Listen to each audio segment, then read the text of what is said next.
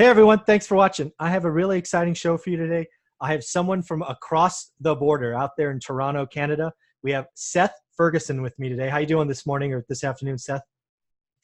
I'm doing great. I just put the dog sleds away in the igloo. I had my double coffee, so we're good to go. You got a little heater in front of you just to make sure you're okay? That's right. That's funny. That's funny. Well, Seth, let's just start by introducing you to my audience. Not only where you are, but what do you do on this little thing we call real estate investing, kind of when you started, what you're at, all of that, and we'll get into some questions from there. Yeah, so I started, my first exposure into real estate was on the residential brokerage side. So I got my sales license. I was trying to make the NHL as a hockey referee at the time. Okay. So real estate allowed me the flexible schedule so I could do the games and sell houses. But then I realized that I looked at some very successful, wealthy people, and I realized that, sure, I was making what most people would consider really good money, but I didn't have any assets accumulating. It was just commission in, commission out, because, I had the nice cars, I had the nice house and all that stuff. So then I realized that I needed to start buying houses. Everybody reads Rich Dad, Poor Dad. Gary Keller has a number of books out there. So that really set me on the path. So I started accumulating single family homes. And then a strange thing happened. My son was born. And so as I was holding, I'm not sure if you had this experience with your kids, but so you hold your son for the first time. And so two things happened to me. Number one, I realized that how far along I was in the life cycle. So you realize, oh shit, I'm getting old. And then the second thing is I had this need or desire to do better for my son, like become a better person and do more for him.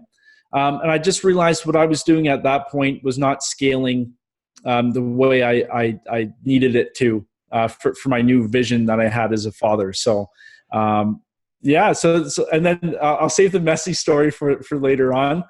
But I've since pivoted to going after larger multifamily deals. I'm having a lot of fun building teams, acquisition teams, and all that stuff. So let's try to put a time frame on this. So your son was born in what year? He was born 2016. Okay, so born in 2016. You have this epiphany, like you're holding your precious son. You want to do better for him, and you start. Do you already own rental properties at that time, or that's the event that says let's go bigger? Yeah, like I was acquiring properties before that, okay. But I was doing it for myself. So I guess, everybody talks about having a why. Yep.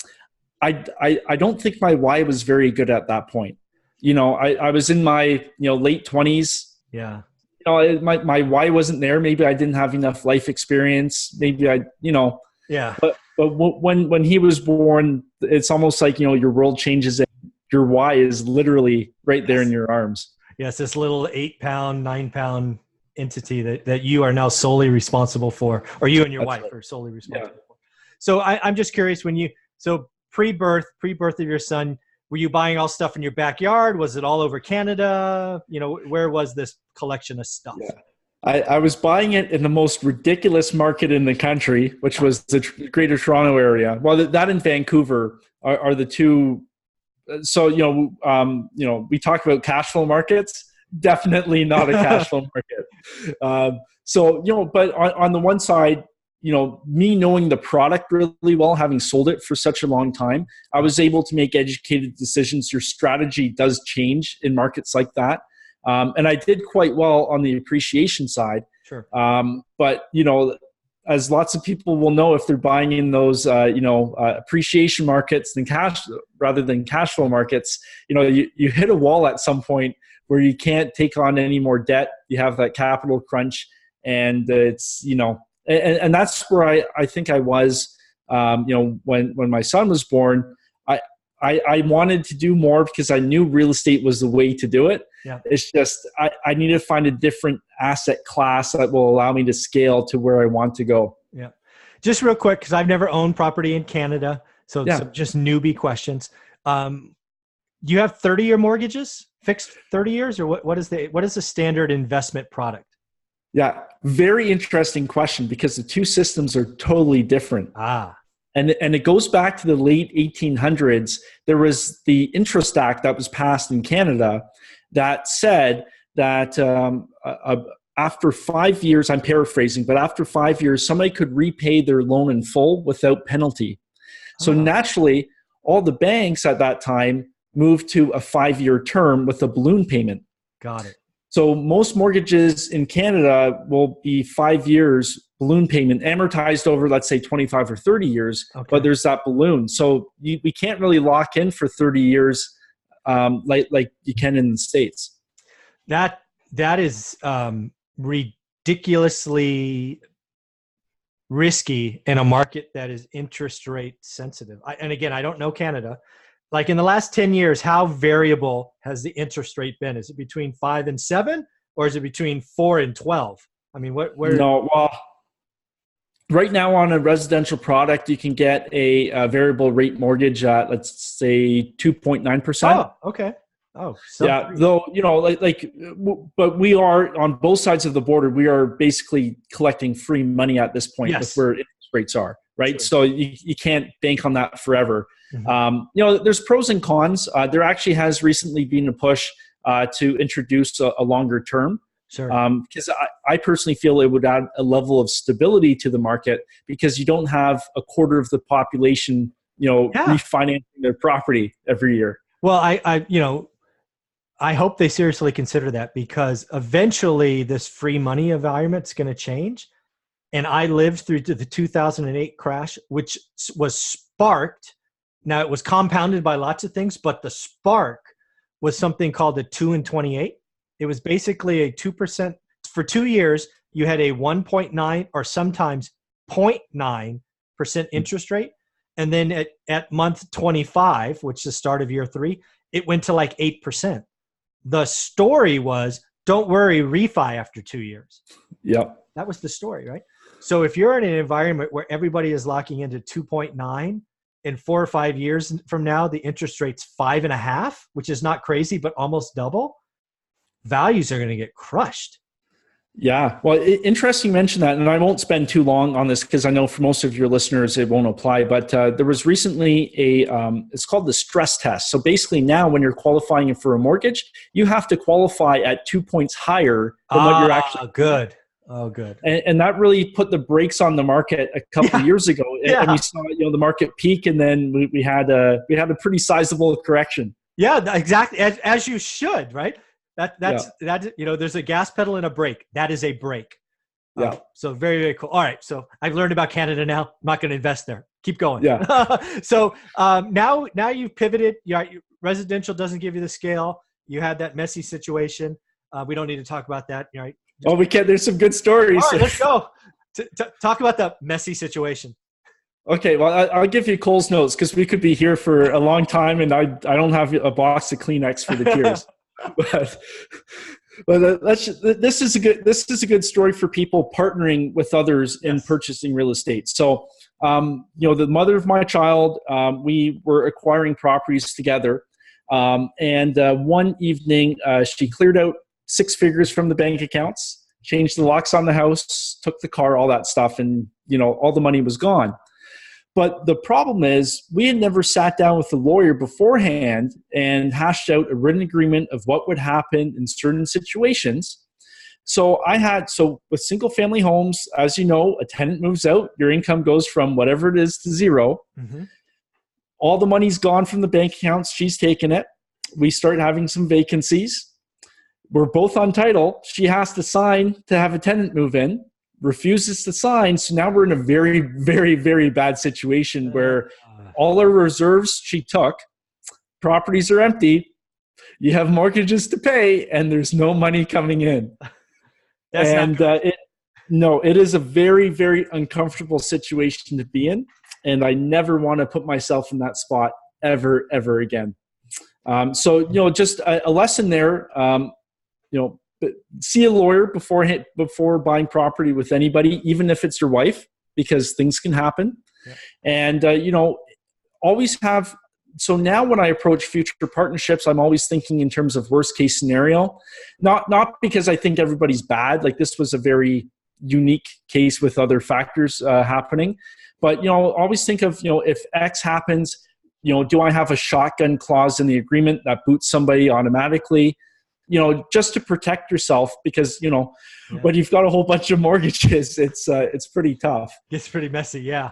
Yeah. That's, I'm sorry that happened to you. That's not good. That's bad. No, but you know what? In a way, I've turned it into the best thing that ever happened to me. Nice. Because I had all these goals to scale the portfolio, do more.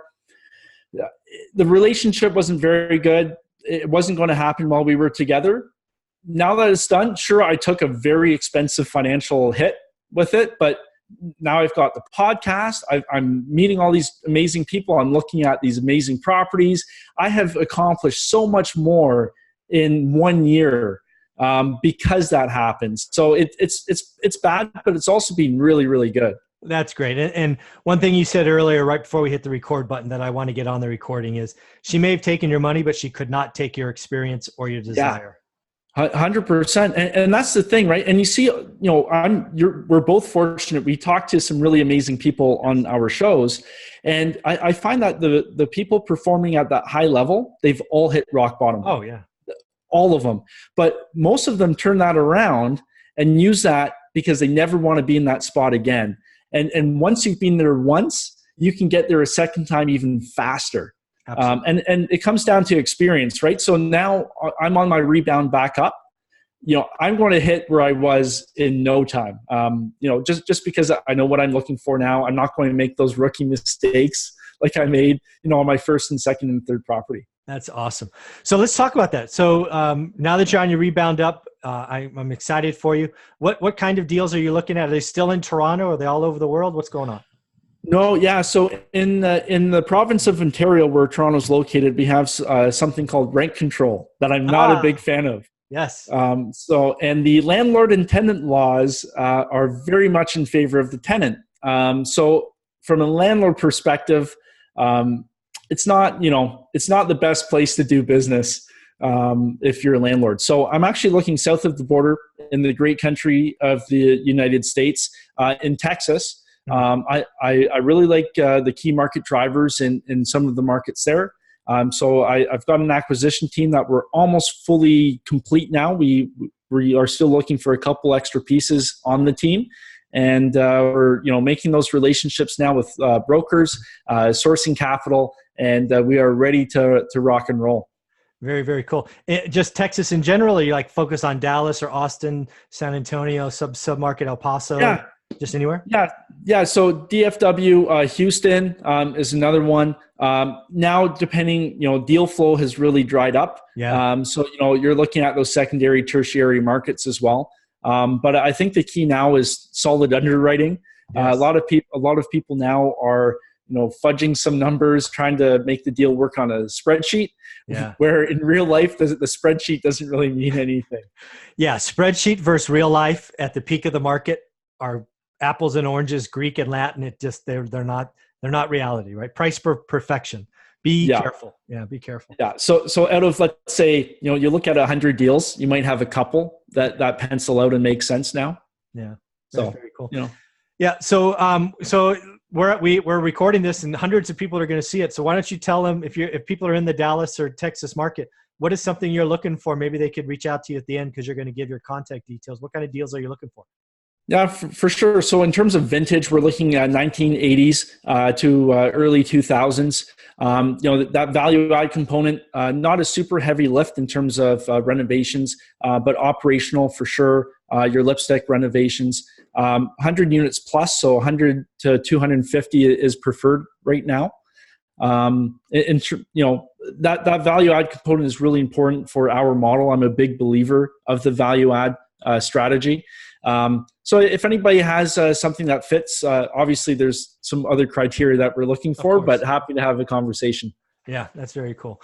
So, so basically you see getting into Texas, having a couple of hundred units, or are you looking at 1,000 units? Sort of look out 3 to 5 years. Where do you see yourself in 3 to 5 years? Well, I'll tell you my 10-year goal. Okay, 10-year works. Because that's a big one. So I would like to have $1 billion of assets under management. It's a big goal. With a B. Yeah, with a B. But the cool thing is, I talk to people who have hit that goal. Oh, yeah. In 10 years. So I know it's possible. Yeah. I think I know what the title of your video is going to be: The $1 Billion Man. Yeah, that's right. So, but it's doable, and I think the biggest lesson I've learned in real estate is, I started off, I knew the single family residential product, and I didn't know anything about investing, so I thought owning 5 houses would be the biggest, coolest thing ever, and I'd be set. Yeah. But once you do that, you realize that there's so much more out there, and sure. And I talk to guests all the time, they might be at 500 units and they thought that was the coolest thing ever. But then you see people owning 5,000, 10,000 units. Yeah. So I think, I'm so dedicated and so driven to accomplish this, because I want to be able to lead for my son and show him what's possible. I might as well just set the biggest goal I possibly can, because even if I fall short by a little bit, I don't really care. I'll still be way, way farther ahead than I am now. No, I love big goals. I've lived my life. One of the things I did in my career is every year I had commission. Let's just pick a number. Say it was $2 million was what I had to sell. Day one, my goal is 4 million. Right? I always doubled it every year, and I don't even talk about 2. How we're going to do 4, right? So the same thing applies. I love huge goals. $1 billion goal in 10 years is awesome. What are some lessons, just as we wrap this up? Lessons learned you want people to make sure, let's think about someone who's decided to do it, but they haven't quite made that first offer. What are 3 or 4 pieces of advice you have for that person? I would say the biggest piece of advice is stop thinking and just do it. Oh, I like that. That is, so many people approach me, I'm sure yourself too, asking advice. And then 3 years later, they still haven't done anything. You just have to bite the bullet and make the offer. I find too many people get caught up in their own minds thinking about worst case scenarios. Mm-hmm. A lot of the stuff you can't help. So you just have to roll with the punches. It's like anything. Like you just go one step at a time, focus on focus on finding a property, then make the offer. If you have an agreement, then focus on closing, and then focus on renting it out. Don't look, 5 years ahead. Sure, think about 50 houses, but right now, one offer. Yep. Yeah, that's wonderful. So this has been actually, that would make a good title of a book. Yeah. One house at a time, one rental at a time. Somebody should write that. Oh, there it is. Yeah. So if people want to get hold of you, follow all the great things that you are doing, Seth, how can they do that? What's the best way? Yeah, so you can visit sethferguson.org. Don't go to .com because that's an evangelical preacher guy, so you won't find real estate. And the name of my podcast is Purchase to Profits. You can find it on YouTube, iTunes, Stitcher, Google Play, all that good stuff. Very cool, man. Well, I wish you best of luck. I love big goals, $1 billion man. This has been a lot of fun, Seth. Thank you for joining. Yeah, it was a pleasure. Great.